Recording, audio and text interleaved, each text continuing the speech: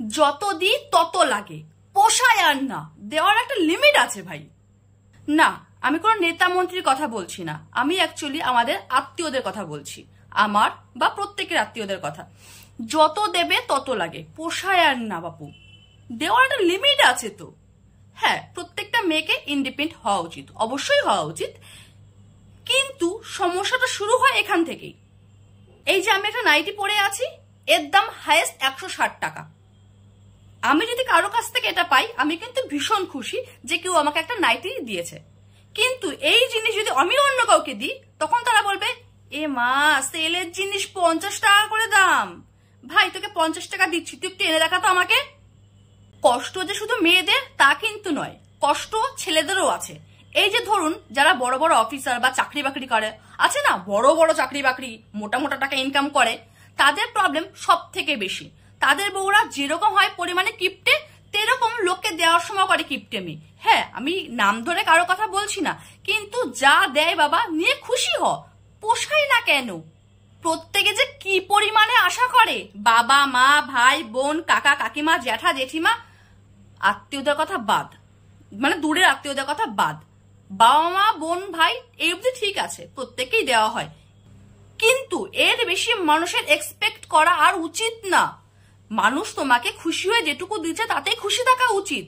পুরো 14 গোষ্ঠী অব্দি আশা করবে, বাবা মা ভাই বোন, কোনো অকেশন পারপাস, আমাদের পয়লা বৈশাখ, দুর্গাপুজো, আমরা তো প্রত্যেককে অবভিয়াসলি দিয়ে থাকি, কিন্তু দূরের মানুষগুলো, তুই তো খোঁজও নিস না, এখন চাকরি পেয়ে গেছিস, মোটা মোটা টাকা ইনকাম করিস, আমাদের ভুলে গেছিস, ফোনও করিস না, ফোন করলে তুলিসও না, কিন্তু কল লিস্টে তাদের নামই নেই, তারা জীবনে ফোন করেনি, শুধুমাত্র খোঁচা মারছে।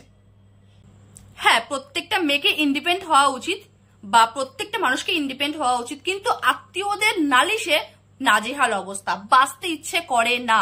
কেন তাদের খোঁজ নেওয়া হয় না, তাদের পরিপাটি করে গুছিয়ে কেন দেওয়া হয় না, তাদের সঙ্গে কেন সেভাবে রিলেশন রাখা হয় না। মানে আমি জব করি মানে পুরো 14 গোষ্ঠীর দায়িত্ব সম্পূর্ণভাবে আমার। প্রাইভেট জব করলে তাও একটু রক্ষা, যদি গভর্নমেন্ট জব করে তাহলে আর বাঁচার উপায় নেই, তাহলে জোর জবরদস্তি হলেও সমস্ত দায় আমার। এদিকে সংসারে যে আমার নুন আনতে পান্তা ফুরাচ্ছে, তার দিকে কিন্তু কারো নজর নেই, ভুরুক্ষেপও নেই। আমি পেলাম না, খেলাম না, নিলাম না, আর আমি দিলাম না, এর দিকে 16 আনা নজর। এই যে আমি নিজে 150 টাকার নাইটি পরে রয়েছি, যথেষ্ট কমফোর্টেবল, কিন্তু এরকম যদি কাউকে কিছু দিই, দেখ কিরকম গাঢ় পচা মাল দিয়েছে, তাদের কাছ থেকে সুতোর বস্ত্র অব্দি আমার কাছে আসে না, কিন্তু তারপরেও বলবে, এ মা, এ তো সেলের জিনিস ধরিয়ে দিয়েছে, এ কয় টাকা দাম হবে, এ শাড়ি তো ম্যালমেল ম্যামেল করছে, 300 টাকা বেশি হবেই না, অন্য স্টিকার লাগিয়ে দিয়েছে, এর দাম 800 টাকা হতে পারে, এর দাম 2000 টাকা হতে পারে, অন্য স্টিকার লাগিয়ে দিয়েছে। কেন ভাই, আমরা কি তোদের মতো চিটিংবাজ? মন থেকে কোনো একটা কিছু উপহার দিলাম, এইভাবে চেক করবে সামনে, এ মা, এ তো মনে হচ্ছে বিলি করা শাড়ি রে, এই গাটের মাল, লাট পচা, দেখে কিনিসনি না, তুই এনেছিস খুশি হয়েছি, কিন্তু শাড়িটা না বেশি ভালো না, তোকে ঠকিয়ে দিয়েছে। ভালোবেসে মন থেকে দিলাম, তারপরে বলবে মুখে ছাতা ফেলে গেছে, দিতে হয় তাই দিয়েছে, ওরম দেওয়ার থেকে না দিলেই ভালো হতো, দায় মিটিয়ে গেছে। কিসের দায় মিটালাম? তোর সঙ্গে আমার কিসের দায়?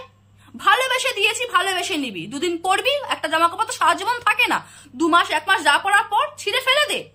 কিছু জিনিস তুই কেন, সব তো আমার দায় হতে পারে না যে তোকে সমস্ত কিছু আমি কিনে দিয়ে আসবো, তুই আমার উপর ডিপেন্ড তো হতে পারিস না। সবার মাইন্ডের মধ্যে এটা থাকে, আমি এর কাছ থেকে এটা নেবো, ওর কাছ থেকে এটা নেবো, ও আমাকে এটা দেবে, কিন্তু আমি কাউকে কিছু দেবো না।